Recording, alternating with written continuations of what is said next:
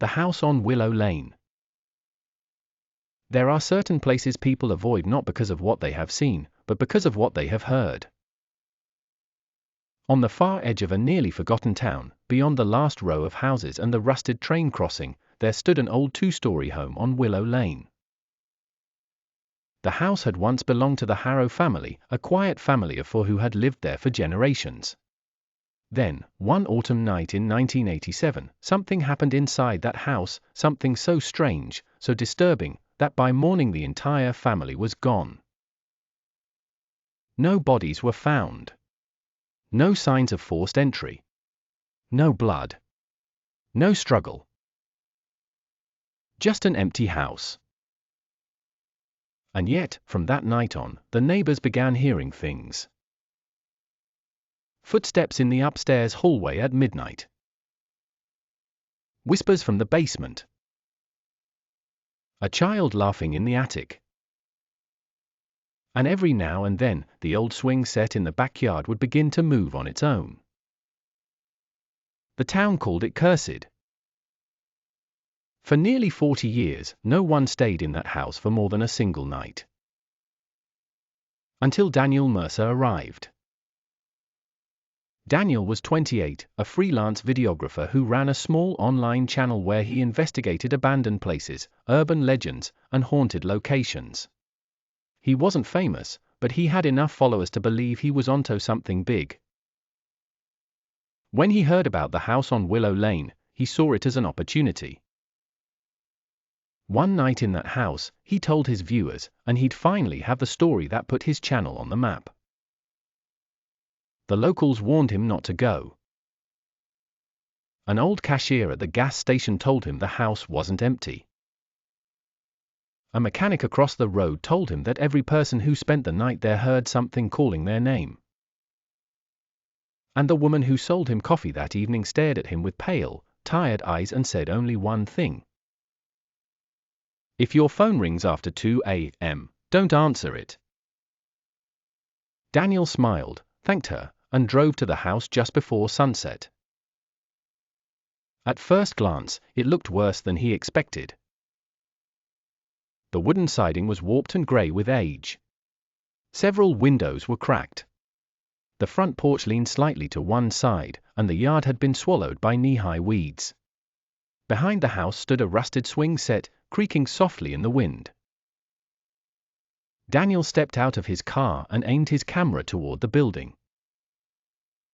This, he said into the microphone, is the infamous Harrow House. Locals say this place has been haunted since 1987, when the family living here disappeared without explanation. Tonight, I'll be spending the entire night inside. The sun was already sinking when he pushed the front door open. It gave way with a long, aching creak. Inside, the air smelled of dust, damp wood, and something else, something stale, like a room that had been sealed too long. His flashlight swept across the entryway. Faded wallpaper peeled from the walls like old skin. A chandelier hung crooked overhead.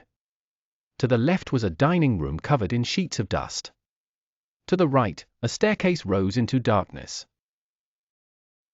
Daniel moved carefully, filming everything. The living room still held pieces of furniture draped in white cloth. A grand mirror stood above the fireplace, its glass darkened with age. He paused in front of it. For a moment, he thought something looked strange. His reflection seemed slightly delayed, like it had moved a fraction of a second too late. He frowned, leaned in closer, then laughed nervously. Probably just the light, he muttered. He continued his tour, eventually reaching the kitchen. There he found a basement door at the back of the room. It was old, painted white long ago, but the paint had cracked and yellowed. There was a deadbolt on it. Daniel tried the handle. Locked. Interesting, he whispered to the camera. The basement door is still bolted shut. He turned away and finished setting up his equipment in the living room. a sleeping bag, a lantern, snacks, batteries, extra memory cards. By 10:47 p.m., the house had become very quiet. Too quiet. The kind of silence that makes every shift in the floorboard sound deliberate. Daniel sat on the floor speaking softly into the camera, updating his viewers. So far, nothing.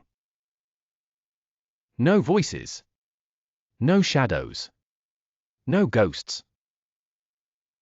Just an old, rotting house. At 11:58 p.m., he heard the first footsteps. They came from upstairs. Slow. Heavy. Measured. He froze. One step. Then another. Then another. As if someone was walking calmly from one end of the second-floor hallway to the other. Daniel's face drained of color. He held up one finger toward the camera, signaling silence, and listened. The steps stopped. He waited. Then, at exactly midnight, they started again. He grabbed the camera and turned the lens toward the ceiling. The footsteps were clearer now. Not the creaking of settling wood. Not rats. Not wind. These were footsteps. Human. Slowly pacing overhead. Daniel whispered, "There's someone upstairs." He rose, heart pounding, and climbed the staircase. Every step beneath him moaned. At the top was a narrow hallway lined with closed doors.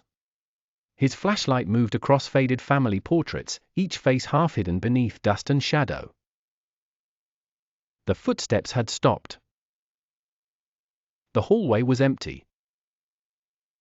He checked the first room. Nothing. The second. Nothing. Then he reached the last room at the end of the hall. Its door was different from the others. Thicker. Older. A brass lock still attached to it. The locked room. The door was slightly open. Daniel pushed it inward. Inside was a child's bedroom. A little bed. A rocking horse. Torn wallpaper with faded cartoon stars. The floor was coated in dust. He fled downstairs. Back in the living room, he slammed the camera onto its tripod and tried to steady his breathing. "Something's in this house," he whispered. "Something is definitely in this house." That was when his phone rang. Daniel flinched so hard he almost dropped it. It was his own number. His own phone, calling itself. He stared at the screen. The ringing continued. Around him, the house seemed to grow still, as if waiting. Then he remembered the woman at the coffee shop. "If your phone rings after 2 a.m., don't answer it." Only it wasn't 2 a.m. Not yet. The clock on the mantel read 12:41. Daniel swallowed hard. Then, against his better judgment, he answered. For a moment, there was only static. Then came heavy breathing. Wet. Slow. Close to the speaker. Daniel said, "Hello." Nothing. Just the breathing. Then a voice, low and cracked and distant, whispered 3 words. "Don't go downstairs." The line went dead. Daniel stood frozen in the center of the room. Then, from the kitchen behind him, came the sound of metal clicking. He turned slowly. The basement door was unlocking itself. The deadbolt turned with a dry scraping noise. Then the handle slowly rotated. The door opened 2 inches. A cold gust drifted out from the darkness below. Daniel backed away, shaking his head. "No," he whispered. "No, no, no." From the basement came a sound like something dragging slowly across concrete. Then another whisper. Not from the phone. From the darkness below. "Daniel!" He grabbed the camera and inched toward the kitchen. The basement door stood half open now, revealing only blackness. His flashlight trembled in his hand. He shined it down the stairs. At first, he saw nothing but concrete steps vanishing into the dark. Then, halfway down, he noticed something resting on one of the stairs. A phone. Old. Mud-stained. Cracked. Daniel descended 1 step. Then another. The air grew colder with each one. He picked up the phone. Its screen flickered weakly to life. There was 1 saved recording. His thumb hovered over the play button. Then he pressed it. At first, there was only rustling. Then hurried footsteps. Then a man's voice, panicked and out of breath. "If anyone finds this, don't stay in this house. It's not the walls. It's not the basement. It's not the attic. It's..." The voice cut off suddenly. A loud crash echoed in the recording. Then silence. Then heavy breathing. And finally, the sound of a child laughing. Daniel stopped the recording. His flashlight flickered. Once. Twice. Then went out. The darkness swallowed him whole. He gasped and slapped the flashlight until it came back on. And when it did, he was no longer alone. At the bottom of the basement stairs, standing perfectly still, was the silhouette of a child. Too thin. Too tall. Its face hidden in shadow. Daniel stumbled backward and nearly dropped the camera. "Who's there?" The figure did not move. Then the flashlight flickered again. And the figure was suddenly closer. Daniel ran. He burst from the basement, slammed the door shut, and shoved a chair beneath the handle. From the other side came a slow scraping sound, as if fingernails were dragging gently down the wood. He backed away until he hit the fireplace. And that was when he looked into the mirror. Something was standing behind him. A woman. Tall. Pale. Hollow-eyed. Her face was stretched in a scream that made no sound. Daniel spun around. Nothing. He turned back to the mirror. Now she was closer. right behind his shoulder. He stumbled away, knocking the mirror sideways. It hit the floor with a thunderous crash, glass exploding across the room. And from somewhere above him came a child's laughter. Then running. Tiny feet racing across the ceiling. Toward the attic. Daniel stood shaking in the ruined living room, his chest heaving. The laughter continued overhead. Then came scratching. Slow. Persistent. From directly above him. The attic. He stared upward. Every instinct told him to leave. But the front door, the one he had left unlocked, now refused to open.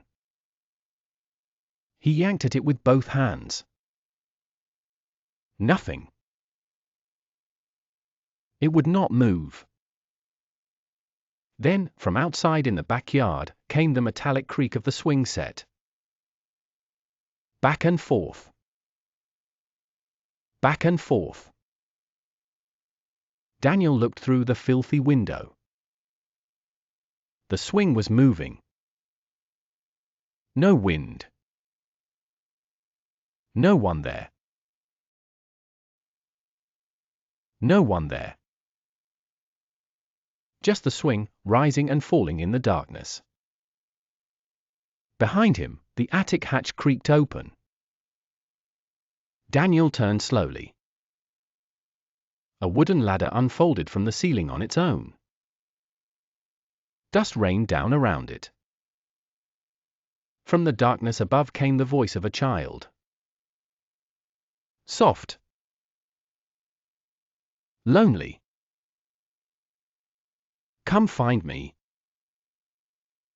Daniel shook his head, tears forming in the corners of his eyes. I'm leaving, he whispered. I'm done. But the house had already decided otherwise. The lights on his camera turned off. His lantern went black. And for one brief second, before total darkness swallowed the room, he saw shapes moving around him. Tall ones. Thin ones. And one very small one standing beside the attic ladder. Then the emergency light on his camera flickered to life. Weak red illumination filled the room. Slowly, Daniel raised the camera and pointed it toward the attic opening. He began to climb. Each rung groaned beneath his weight. The smell hit him first. Rot. Dust. Mold. And something sweet and sickening beneath it. He pulled himself into the attic and swept the weak light across old trunks, covered furniture, and hanging sheets. At the far end of the attic sat a little wooden chair. And in it was a doll. Its porcelain face cracked. One eye missing. At its feet lay children's drawings scattered across the floor. Daniel crouched and picked one up. It showed the house. A family of four standing outside. And behind the upstairs window, a fifth figure. Long arms. Black eyes. No mouth. He dropped the drawing. Then he heard movement behind him. Slow. Dragging. He turned. At first, he saw nothing. Then the red camera light illuminated a shape in the corner. A man. Or what had once been a man. His neck bent at an impossible angle. His skin gray. his mouth hanging open too wide. Then another. Daniel screamed and backed away. More shapes emerged from the shadows. The pale woman from the mirror. The child from the basement stairs.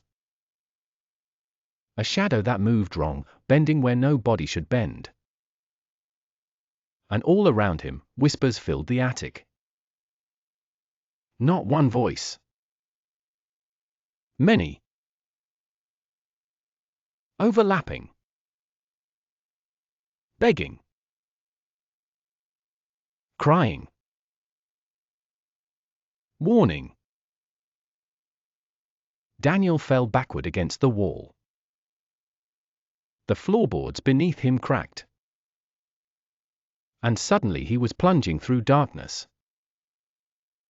He crashed into the bedroom below, the locked room, splintering through the rotted ceiling and landing hard in a cloud of dust. For a moment, he couldn't breathe. Then he heard it. Footsteps. In the hallway. Slow. Deliberate. Approaching the room. Daniel Mercer, Caucasian male in his late 20s, short light brown hair, clean-shaven, worried expression, wearing a black long-sleeve shirt. Daniel crawled backward across the floor. The bedroom door was open. Something stood on the other side. A silhouette. Much taller than the others. Its head nearly touched the top of the frame. Its body was wrong, too thin, too long, its arms hanging almost to the floor. And though it had no visible face, Daniel knew it was looking at him. The room grew unbearably cold. The thing stepped forward. The walls began to shake. Frames fell. The rocking horse started moving on its own.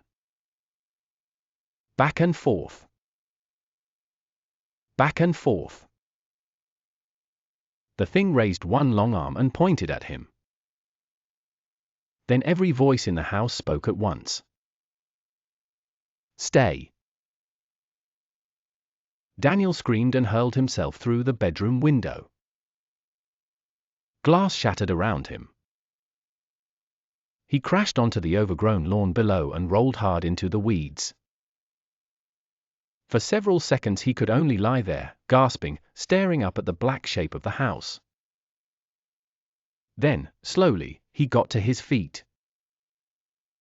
The swing in the backyard had stopped moving. The windows were dark. The house stood silent once more. As if nothing had happened. The house stood silent once more. As if nothing had happened. Daniel ran to his car, threw himself inside, and drove away without once looking back. The next morning, state police found his vehicle abandoned on the side of Route 9, engine still running, driver's door open. Daniel Mercer was gone. His camera was later recovered from the front yard of the Harrow house. The footage was badly damaged. Most of it was static. But one fragment remained.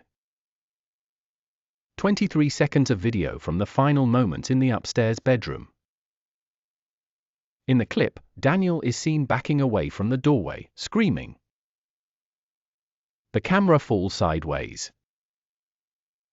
And for one brief second, the thing in the hallway leans into view. The footage cuts out before its face can be seen. But the audio remains. On the recording, just before the end, another voice can be heard. Daniel's voice. But calmer. Colder. Almost welcoming. It says, There's room for one more. Since then, people passing Willow Lane at night have reported strange things. A light moving through the upstairs hallway at midnight. A phone ringing from inside the empty house. A child laughing in the attic. And sometimes, on cold nights when the air is perfectly still, the sound of footsteps. Slow. Heavy. Measured. Moving from room to room. The windows were dark. The house stood silent once more, as if nothing had happened. Daniel ran to his car, threw himself inside, and drove away without once looking back. The next morning, state police found his vehicle abandoned on the side of Route 9, engine still running, driver's door open. Daniel Mercer was gone. His camera was later recovered from the front yard of the Harrow house. The footage was badly damaged. Most of it was static. But one fragment remained. 23 seconds of video from the final moments in the upstairs bedroom. In the clip, Daniel is seen backing away from the doorway, screaming. The camera falls sideways. And for one brief second, the thing in the hallway leans into view. The footage cuts out before its face can be seen. But the audio remains. On the recording, just before the end, another voice can be heard. Daniel's voice. But calmer. Colder. Almost welcoming. It says, "There's room for one more." Since then, people passing Willow Lane at night have reported strange things. A light moving through the upstairs hallway at midnight. A phone ringing from inside the empty house. A child laughing in the attic. And sometimes, on cold nights when the air is perfectly still, the sound of footsteps. Slow. Heavy. Measured. Moving from room to room. As if something inside is still searching. And if you ever find yourself near the house on Willow Lane after dark, and your phone begins to ring from an unknown number, do not answer it. Because if a voice on the other end tells you not to go downstairs, it's already too late.